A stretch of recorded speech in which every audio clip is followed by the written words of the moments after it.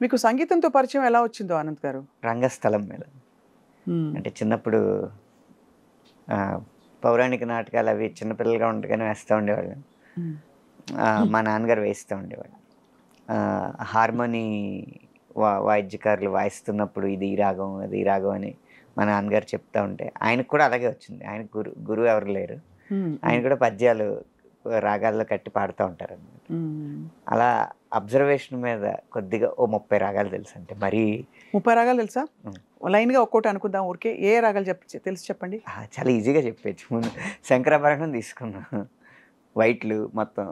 హ్మ్. శంకరాభరణం తీసుకున్న తర్వాత శంకరాభరణం నుంచి మోహన, సరిగ హ్మ్. పదస, హ్మ్. హంసధ్వని, హ్మ్. సరిగ పనిస, హ్మ్. ఆహ్, శుద్ధ సావేరి, సరిమ పదస. అబ్బా! అబ్బబ్బబ్బబ్బబ్బా!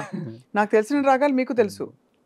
ఇది సగమదని నీలాంబర, ఆహ్, హ్మ్. శంకరాభరణంలో సగమదనిసా మీరు హిందోళం. హిందోళం పాడుతున్నారు. హిందోళం చిన్నగా.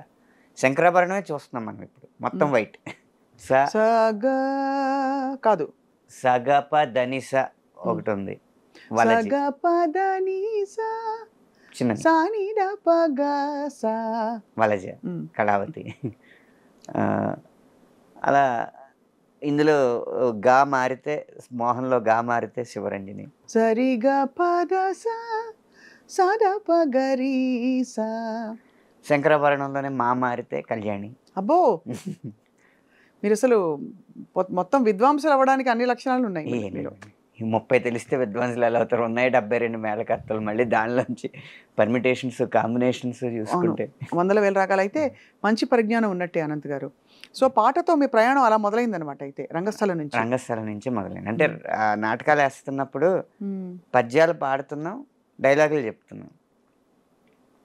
ఈ రెండిట్లో పద్యం బాగున్నా చప్పట్లు కొడతారు. లేకపోతే ఏదైనా డైలాగ్ బాగున్నా చప్పట్లు కొడతారు. కానీ ఆ ఆర్టిస్ట్ కాదు కదా చెప్పేది. ఆ డైలాగ్ ఇచ్చింది ఆ రచయిత, ఆ పద్యం ఇచ్చింది ఆ రచయిత కదా!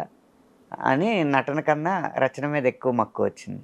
హ్మ్. ఆ రచనలో చూస్తే డైలాగ్ ఏమో దాంట్లో అంత కవితాత్మకత ఉండదు. పద్యంలో ఉంటది గానీ ఎక్కువ మందికి అర్థం అవ్వదు. ఈ హ్మ్. రెండిటికి మధ్య ఏంటి ప్రక్రియ మాటకి, పద్యానికి మధ్య ప్రక్రియ పాట అని అనిపించి దాని మీదకి మొగ్గు చూపాను.